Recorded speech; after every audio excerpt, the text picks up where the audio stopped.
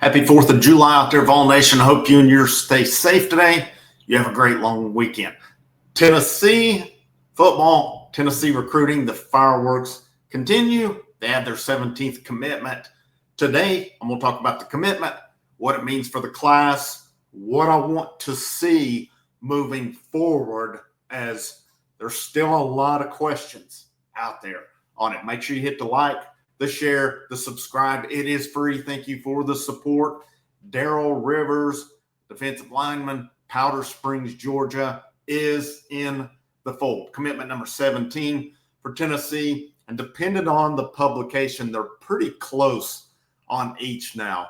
Rivals on 3 has them ranked 13th overall. 24/7 now has Tennessee at 14th overall. Not too bad right now. And it is July as well. And, I feel like this is becoming a wash, rinse, repeat pattern each year with Tennessee now with this new calendar, because a lot of your big visits are happening in the summer, and then you start to see July being when a lot of your prospects start making announcements. So Tennessee's sitting at 17 right now. Let's talk about Daryl Rivers. He adds to the equation here.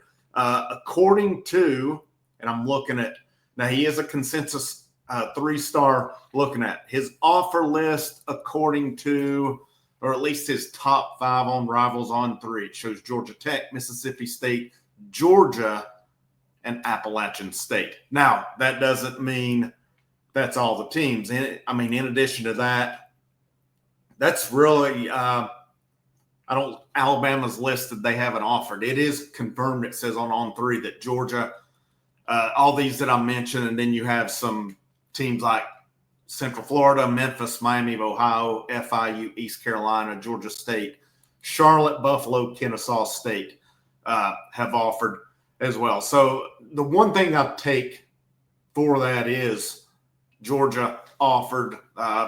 Georgia Tech, not a bad program. So if Georgia wanted him, now how much did Georgia want him is the question on it, but they did offer. Tennessee will offer guys at times and may not be ready to take their commitment. 6'5", 270, he's listed, and he's a guy also, you got to think he gets to that college weight room. He can probably get up there and push around 300 pounds on it. But it's a guy, I think with linemen, they're really hard to predict, offensive and defensive. We've seen it over the years. I saw something the other day talking about, and I'm going to shift to offensive line.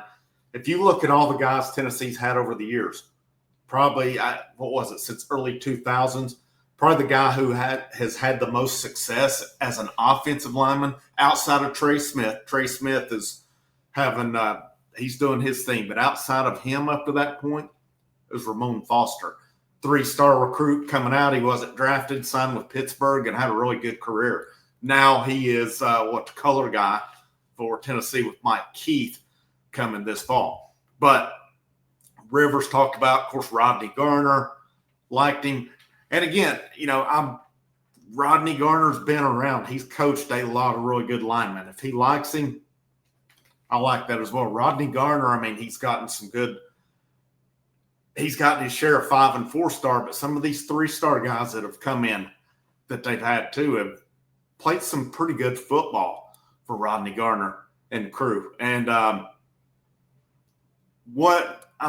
again, size is what I like on the defensive line, especially if he's a guy who will play on the interior. A 6'5" dude, you can't teach that height. You can't teach it. You can't teach size on it, okay? Where will they go? Something to keep in mind on it right now. Looking at Tennessee. Now I'm looking at all the publications, all the main 4, which Rivals on 3 is one now, 24/7 and ESPN. So I've taken the highest for each one. According to that, Tennessee has 2 5-stars. He's on Brandon Gabriel Osenda. I've talked about Osenda, how it's such a drastic difference in his ratings when you look at it. He's a 5-star on 24/7. He's a 3 on some others. I can't really recall such drastic differences in classes like that, to be honest with you. But, looking at it as well, you've got and again, this is me taking the highest, depending on the publications. Tennessee has 7 4-stars. T.J. White, linebacker, consensus 4. Tyreek King is a 4 and 3 out of the 4 stars. Zach Groves, edge out of Cross Plains, Tennessee, consensus 4-star. Legend Bay is a 4-star on, well, they've still got it separated, Rivals and on 3. Carson Sneed is a 4 according to ESPN and Rivals. Darion Albert, 4-star according to 24/7, Rivals, and ESPN. Kedrick Golston is a 4-star according to Rivals as well. And then Tennessee has 8 3-stars here as well. 14th, 13th in the rankings, depending on the publication with it. Where does Tennessee go from here? What's the big thing? It's closing with your big targets. And right now, your big targets, of course, Savion Hyder, number 1 running back in the country. Tristan Keys is a big one as well. Braden Rouse, linebacker, is a big one. Craig Tutt, Joel White. Those are 5. Darius Gray, offensive lineman. Those are, to me right now, I'd probably consider the top 6. Now, there will be more that'll pop up. There will be guys who've not even visited or haven't officially visited yet who Tennessee will get in. There will be decommitments along the way that they'll get in.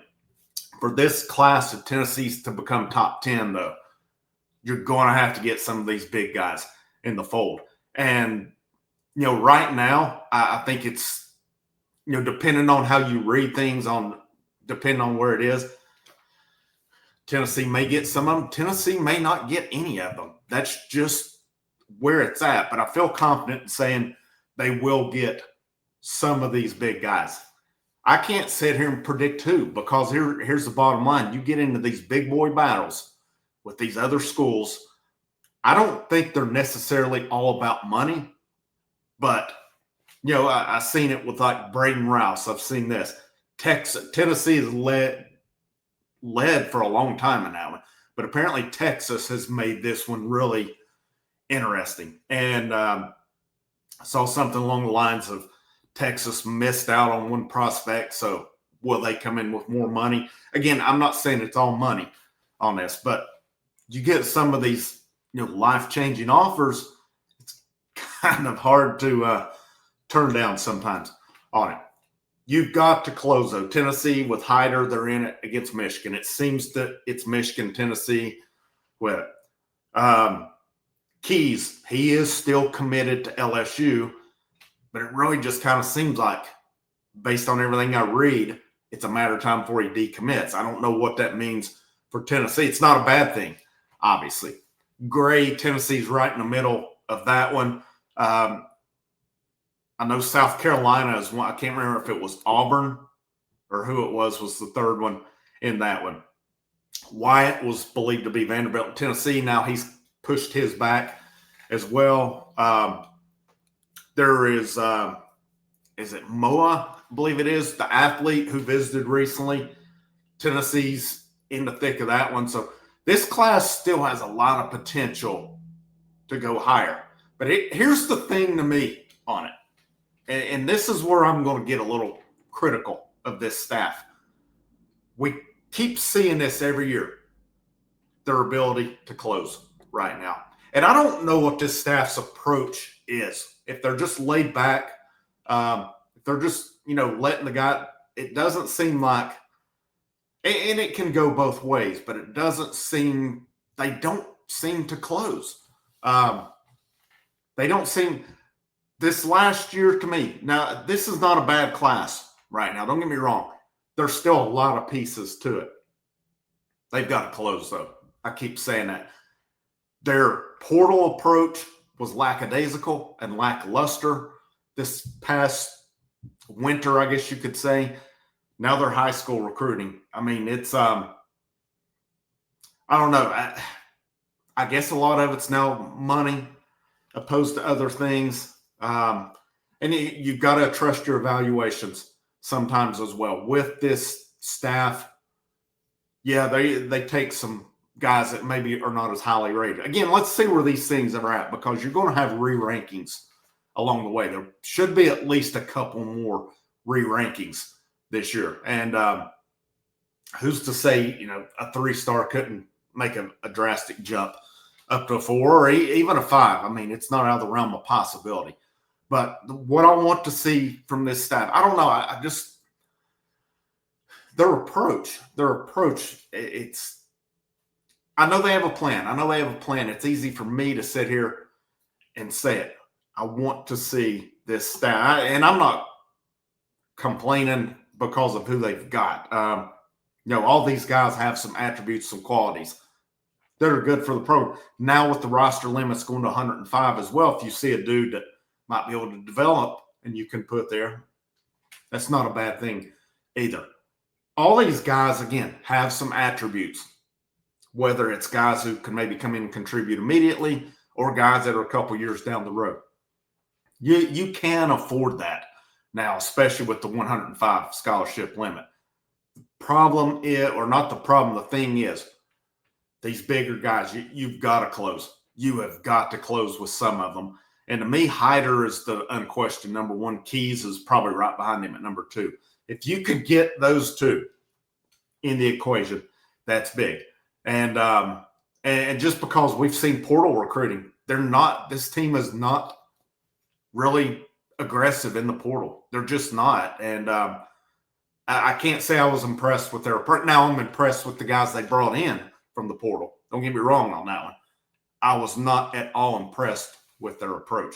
But if their focus is on, we're going to go with the guys we've recruited come in, then the jury is still out on that one. But Tennessee is rolling. They've had a good week or so with all the commitments that they've brought in. We'll see where they go from here. I think I saw the next one is Javonte Smith, in-state DB, is expected to announce on July 8th. So that one sounds like a pretty good possibility for Tennessee as well. And then it's, Hyder is teasing, announcing a commitment date at this point. He's having a little too much fun with this one. But can Tennessee beat Michigan in that one is going to be the key. And again, there will be more names that we've probably not heard them seriously with right now that will come up later on. I mean, we see it every year, guys come up down the stretch. We'll see it again with this class as well. Have a safe 4th. Have a great day. Frank, House of Orange. I'll see you when I see you.